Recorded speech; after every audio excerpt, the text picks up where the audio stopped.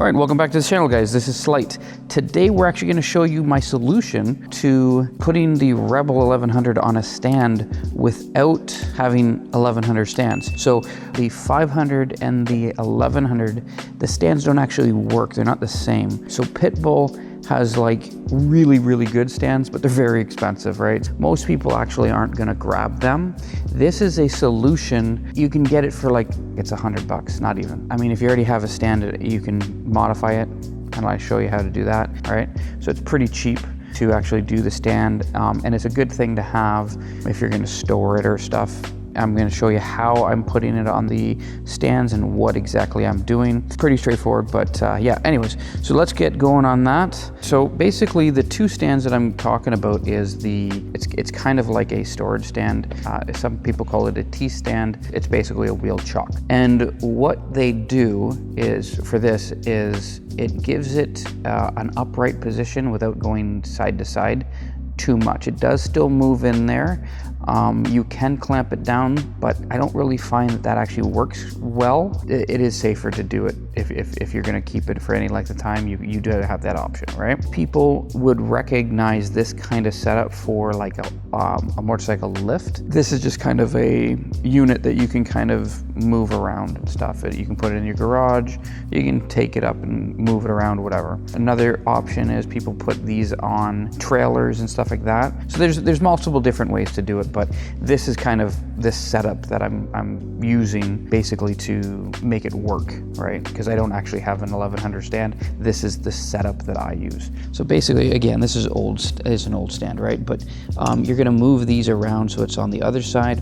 And we're gonna actually use the flat surface here because it actually won't work on this side because it's too narrow. Let's put it up, or the bike on the stand.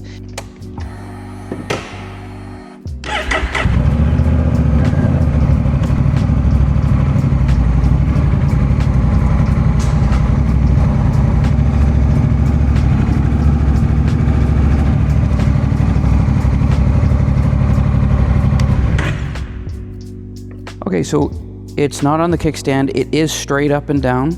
Now the issue is, you can still see it moves quite a bit, right? That's why you're gonna use the rear stand. If you don't use the rear stand, you put it there and you're not gonna use the eyelets, you're not gonna do anything to actually tie it down. There's a very good possibility that you will knock it over accidentally. That does happen, I think. Maybe you can ask Jeremiah. Just kidding, obviously. So basically, you can see it is straight up and down. Issue is the 1100 trying to get that back end up, right? Because of the wideness of it. With this stand, you can actually use it upside down, basically. So you can see it's just underneath. I'm gonna put it right underneath the actual collar because I'm not gonna do anything with that collar, but you can move it up and down around that area. Same thing with the other side. Now it's off the ground, right? So you can do your chain, you can do all that type of stuff with that.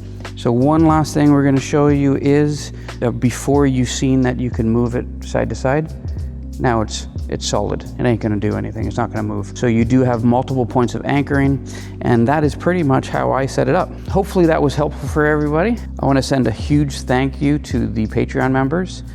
Your guys' support does help the channel quite a lot. I do appreciate you guys.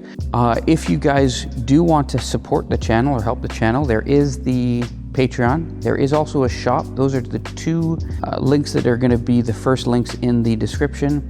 I am going to give you the links to the stands that I'm using as well. That way, if you guys like them, you can pick them up. If you guys do like the channel, if you like the content, please give me a thumbs up, like and subscribe. And until next time, guys.